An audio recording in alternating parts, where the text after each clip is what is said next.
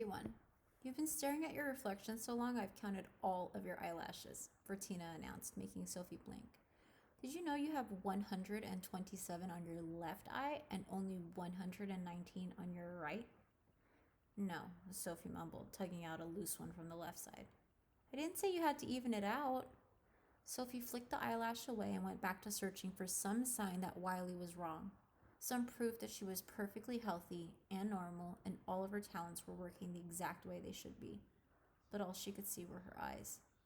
Freaky brown eyes. Eyes that made her stand out from everyone else. The Black Swan couldn't have given her those intentionally, could they? Why would they do that? And what about her allergy? Surely we wouldn't have chosen for her to have that. And if those things weren't planned, what other fun surprises did her genetic manipulation have? She stared at the vial of fade fuel hanging around her neck as she replayed Wiley's words for what felt like the 10 zillionth time. They still made her queasy and shaky, but they held a tiny hint of hope too. If he was right, and if she was malfunctioning, then it meant there definitely was a way to fix Alden, and Prentice, and who knew who else. She just had to figure out how to fix herself first. But how? It was too late to change her genetic code, and she didn't even know where the problem began or how deep it went. Or maybe she did. She moved toward her wall of windows and stared directly at the sun. The light swelled in her mind, making her brain throb and the room tilt sideways, and somehow she was on the floor even though she didn't remember falling. She blinked and rubbed her temples, taking deep breaths until the pain faded and she could sit up again. Maybe Bronte and Wiley were right. Maybe the light wasn't bothering her because she almost faded away. Maybe she'd almost faded away because her newly enhanced concentration didn't work right. That would explain why she kept fading, even with 2 nexuses. What if her brain was doing something fundamentally wrong? She had no idea if that was something Elwin could fix, but he'd need to know what her brain was doing in order to try. And clearly it wasn't something he could see with his special glasses, which meant she'd have to find a safe way to test herself for symptoms. Something that didn't involve leaping or fading, or anything that could land her in the healing center for way longer than she could afford to be, or worse. She ran through all of her recent incidents, trying to find a pattern, and the more she thought about it, the more one stood out. The mirror in the hall of illumination, and the strange heat that had bloomed inside her mind. All the other incidents had involved headaches, but that one had felt like a fire in her brain. Maybe if she figured out what that mirror did, she would be able to figure out what was wrong with her. Did you hear the news? Dex mumbled as Sophie licked open her locker, which tasted like lush berries. Which news? She tuned out most of Damelina's heartbroken ode to Alden's speech during orientation, though she'd caught the part where Damelina announced that the council had moved the celestial festival to outside the sanctuary, and there would be a special finale involving the prized alicorn. Like she needed more pressure. Fitz and Bianna are back at school today. The 2 bites she'd taken of her breakfast turned into a rock in her stomach. Oh, isn't that a good thing? It is. It's just also going to be weird, I guess, because I don't think we're friends anymore. She'd expected him to whoop and celebrate that he was finally free of the backers. Instead, Dex sighed and said, I'm sure they'll come around. I mean, I'm still not in the Wonder Boy fan club, but I bet he's a mess right now. The triplets said my family was pretty much chaos after you and I were taken. Sophie bit her lip. I'm so sorry they had to. Stop apologizing. It wasn't your fault. None of this is. She wished she could believe him, but if Wiley was right, she'd know in a few hours. She'd had one boring session to get through first. She reached for her history book, but as she pulled it off the shelf, a small roll of paper dropped to her feet. Her heart pounded in her ears as she bent to retrieve the scroll, skipping several beats when she saw the black seal, the sign of the swan. Is that what I think it is? Dex whispered as she unrolled it with shaky hands. The message was only 2 words written in bold black ink. Patience. trust. But when she flipped it over, she found a tiny scrap of hot pink paper attached next to another message. Stop searching for things you are not ready to understand. Wait for us to give you your next command. She read the note again and then again, getting angrier each time. Were they warning her? The scrap of pink paper had a tiny unicorn on it, and she recognized the design from her old journal, which meant the Black Swan still had the pages they'd taken. And instead of giving them back, they'd sent her a warning telling her to back off and wait for them. Who did they think she was? Their little puppet? She crumpled the note, wishing she could fling it across the room, but too afraid there might be some crucial clue she was missing. Is it bad? Dex asked quietly. Oh, it was bad, but not the way he was thinking. The Black Swan thought they could control her, and maybe that's what she'd let them do before, but not anymore. If they didn't want her getting that memory back, then she'd work even harder to make sure she did. She was done with their games and their riddles and their clues. She was going to figure out the truth about them on her own, and there was nothing they could do to stop her.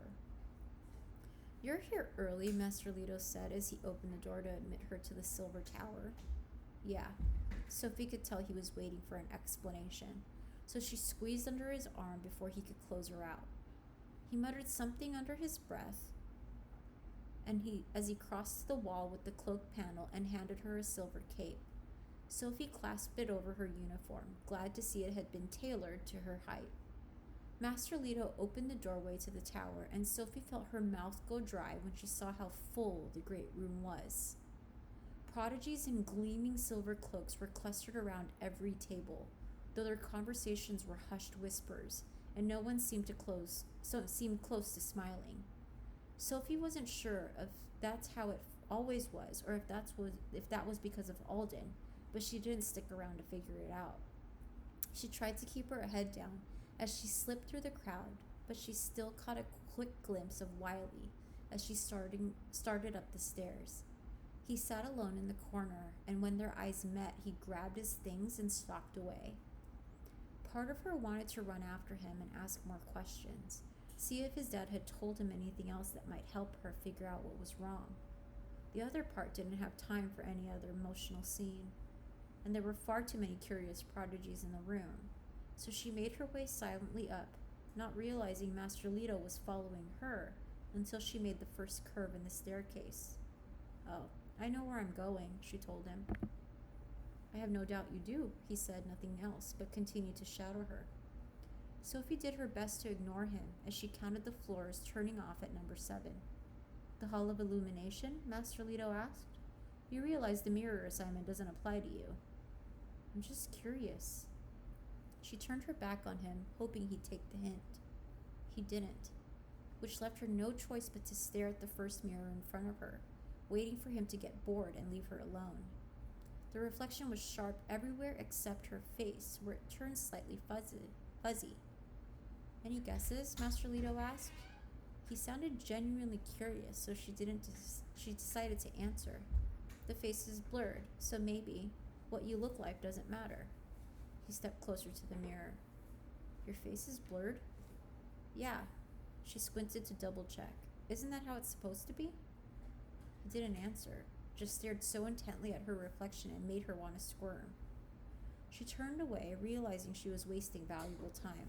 Only one mirror mattered. She wasn't exactly sure which one it was, but she knew the general area, and as she stepped closer, the blinding light reflected in her eyes. The pull was so much stronger this time, like the mirror had sprouted hundreds of tiny hands, tugging and dragging and drawing her closer. She tried to back away, but the hands grew claws, digging deep into her skin with tiny stabs of heat that sank deep beneath the surface. The pain swelled with each spark until she couldn't think beyond it, couldn't move, couldn't do anything except stand there and let the inferno consume her. She heard a deep voice say something, but she couldn't concentrate enough to make out the words. It was just white noise mixed with searing heat and the light. Sophie, the deep voice shouted as two strong hands yanked her backward. She gasped when the tiny needles ripped away, letting cold and darkness rush into the empty places left behind. Her knees gave way and her eyes focused, and she stared into the face of Master Leto, who strained to keep her upright. "What's happening?" he asked, shaking her as she felt her head start to cloud over. "What are you feeling?" Her voice didn't want to work, but somehow she managed to croak. "The light." Then everything went dark. The blackness turned green, then blue, then purple, then red. Sophie's eyes snapped open and she jerked upright, bursting the spheres of color that Elwin had formed around her. She waved her arms, trying to fan away the last wisps of glow as Elwin struggled to restrain her. "No more light." "Easy, Sophie. It's okay. You're okay." Sophie shook her head, feeling her tears mix with the sticky sweat on her face as his words settled in. She couldn't believe them anymore. She leaned back, curling her knees into her chest, and let the huge, ugly, choking sobs that she'd been fighting so long finally break free. She kept waiting for Elwin to try and pour a sedative down her throat, but he just sat beside her, rubbing her back, and with each stroke of his hand she felt her breathing slow until the fit had passed and the sobs had turned to hiccups. "You should drink one of these," Elwin said, handing her a bottle of youth. He helped her sit up enough to swallow a few sips of the sweet water, but her stomach was too knotted to fit anything more. He raised his arm, his fingers poised to snap, but she grabbed his wrist. "No more light." "What do you mean by light?" a different voice asked, and it took a second for Sophie to recognize that it was Master Leto. She followed the sound to where he stood in the shadowy corner, watching her through narrow eyes. "He carried you here after you blacked out," Elwin explained. I was perfectly capable of carrying her myself," Sandor snapped from somewhere behind her. "When a prodigy collapses in my tower, I take it upon myself to find out what's going on. You said something about light, Sophie?" Sophie nodded, though the shudder that rocked her body probably made it hard to tell. "I keep trying to tell myself it's my body needing more time to heal from when I faded, but it's bigger than that." She glanced at Master Leto, wishing he would leave but knowing that he wouldn't. She supposed it didn't matter. If she was right, then she'd probably be removed from her elite sessions. Maybe she'd even been sent to Exilium. Foxfire was no place for a malfunctioning experiment. She closed her eyes and forced the rest of the confession out before she changed her mind. All the incidents, Bronte's and Wiley's theories, how the mirror seemed to amplify everything. Elwin turned to Master Leto. "Which mirror?" "The lodestar." The skin on Elwin's forehead creased.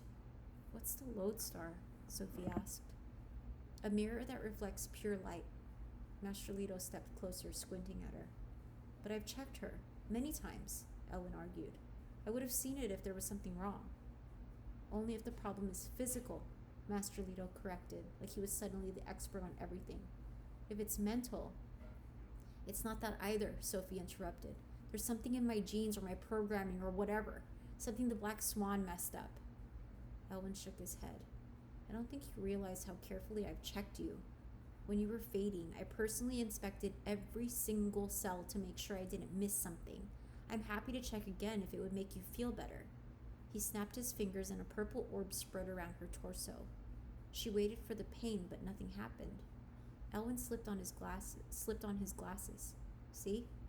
Try flashing the light right into her eyes," Master Leto suggested. "Why are you still here?" Sophie shouted. "Don't you need to go back to the tower and do whatever it is beacons do?" His lips twitched, almost like he wanted to smile. "It's just a suggestion. That's how the mirror works." She glared at him as Elwin held his fist in front of her face, but then he snapped his fingers and she couldn't think anymore because the light was pulling and twisting and wriggling inside her head. She swatted the glowing orb away, but even when it was gone, the ringing in her ears wouldn't fade. "What did you feel?" Master Leto asked. "It felt like it was boring into my brain." "I don't understand," Elwin whispered. "It really is the light," Master Leto said, staring at Sophie so intently it felt like his eyes were peering inside her head. She looked away as Elwin turned to pace. muttering under his breath things Sophie mostly couldn't hear, though she picked up tiny snippets like physiologically impossible and getting worse and lodestar. Each word made the question she was too afraid to ask swell on her tongue until it had grown so big she couldn't keep it anymore. "Can you fix it?" she whispered. Elwin ran his hands through his hair, mussing it more than usual. "I don't know."